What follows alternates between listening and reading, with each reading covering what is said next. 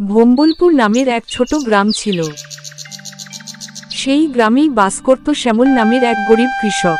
তিনি খুবই ভালো ও শান্ত প্রকৃতির মানুষ ছিলেন। পরিবারে ছিল তার স্ত্রী রমা, আর তার একটি মেয়ে ছিল নাম শিখা। শ্যামলের 1 বিঘা জমি ছিল। সেই জমিতে চাষ করেই তার সংসার চলত। সংসার চালাতে খুব কষ্ট হলেও সে কখনো কারোর কাছে হাত পাতেনি।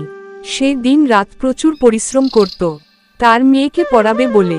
1 বছর খরায় সব ফসল নষ্ট হয়ে যায়।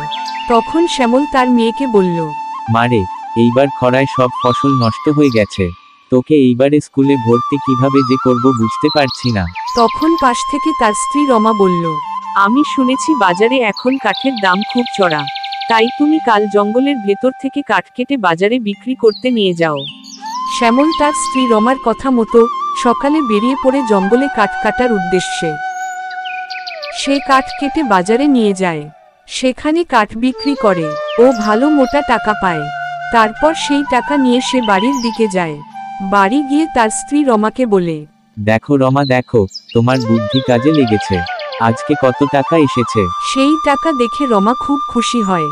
এইভাবেই টাকা রোজগার করে তার মেয়ে শিখাকে একটা ভালো স্কুলে ভর্তি করাই। খুব ভালোভাবেই তাদের সংসার চলত।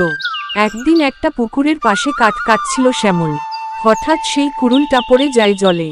শ্যামল সাঁতার জানত না, তাই সে কি করবে বুঝতে পারে না। তখন শ্যামল জল দেবতাকে ডাকল, আর তারপরই জল থেকে একটা দেবতা উঠে আসলো।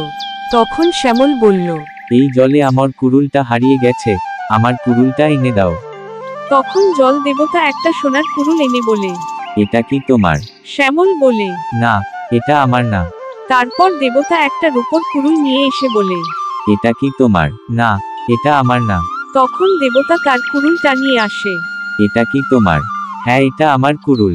জল দেবতা শ্যামলের সততা দেখে মুগ্ধ, তাই শ্যামলকে সেই 3টি কুড়ুল দিয়ে দিল, আর বলল, এই দুটো তোমার সততার পুরস্কার। নীতি কথা, সব সময় সৎ পথে চলতে হয়। সৎ পথে চললে কষ্ট আসে ঠিকই, তবে তার সঙ্গে আসে ঈশ্বরের আশীর্বাদ।